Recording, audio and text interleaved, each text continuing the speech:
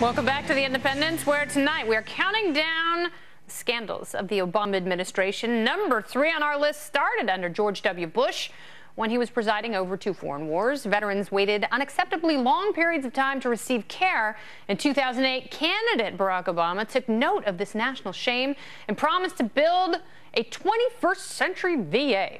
But after almost 6 years in office, the VA is more backlogged, corrupt, and deadly than ever. Obama's recently resigned Secretary of Veterans Affairs, Eric Shinseki, presided over a VA where officials falsified records to make it seem as though thousands of injured vets were getting the care they needed, rather than desperately waiting in limbo for months to see a doctor. Blaming Bush and his wars can only carry one so far, and at some point the buck must stop with the president. Thus, with its ability to cause long-term fallout and the callousness with which the problems were avoided, the VA scandal falls at number 3 on our countdown, because that is going to last a very long time. Well, from its very inception, Obamacare has been shady and political, plagued by false promises and a bungled rollout. But hey, if you love it, you can keep it. It's our number 2 scandal. No matter how we reform health care, we will keep this promise to the American people. If you like your doctor, you will be able to keep your doctor, period. If you like your health care plan, you will be able to keep your health care plan, period. First, if you're one of the more than 250 million Americans who already have health insurance, you will keep your health insurance. This law will only make it more secure and more affordable. Excuse me. Well, Peter Suderman, he's a senior editor for Reason magazine. He follows Obamacare like no one else in the world, and he can certainly break down the CBI. So, how do you nail down the most scandalous aspects of Obamacare? Again, the healthcare scandals tend to be long-term and far-reaching, but how deep and wide does this go, Peter?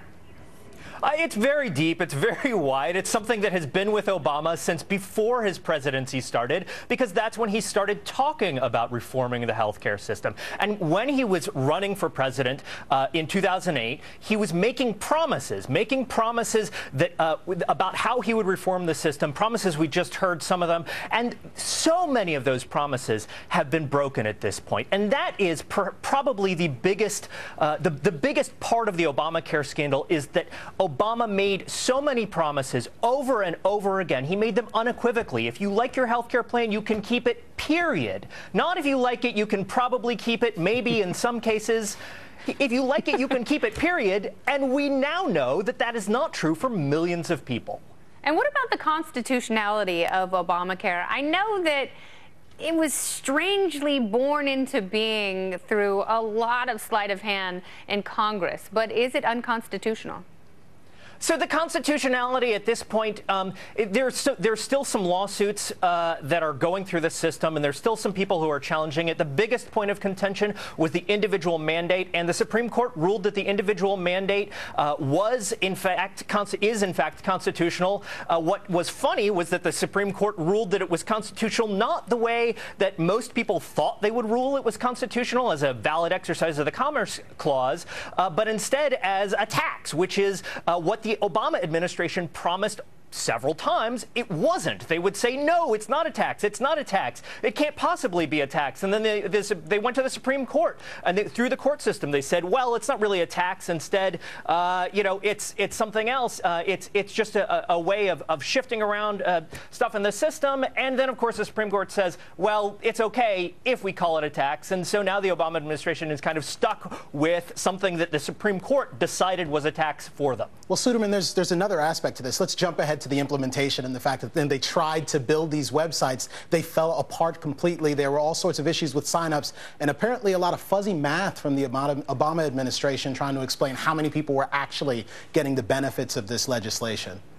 Yeah, this law, the actual reality of Obamacare is very difficult to track. It's very difficult to get good numbers on it. The administration has not been providing particularly useful data. The biggest thing that they've done is that they have instead of giving us actual enrollments in the health insurance law, under the health insurance law, what they've done is given us sign-ups. But what we don't know is how many of the 8 million people who signed up in the first enrollment period actually paid their health insurance premiums. That's something that's pretty important. And even Kathleen Sebelius, former HHS secretary, has said that it's somewhere in the range of 80 to 90%. Well, you drop, let's say, only 10%, give them the benefit of the doubt, and you're still looking at dropping 800,000 people off of their count. So they're really boosting the numbers through dubious counts here, even if you give them the benefit of the doubt. Well, there's plenty of B on the CBI index. Peter, thank you so much. Thank you for having me. Now that we've stepped in number 2, it's time to get to number 1, the biggest Obama scandal of them all. It's coming up next. It is at the top of the countdown, handpicked by Judge Napolitano, and it is all yours. Stay with us. So tonight I'm gonna party like it's 1999. At Lincoln Financial, we believe you're the boss of your life, the chief life officer, in charge of providing for loved ones, growing your nest egg, and protecting what matters most. Ask your financial advisor how Lincoln Financial can help you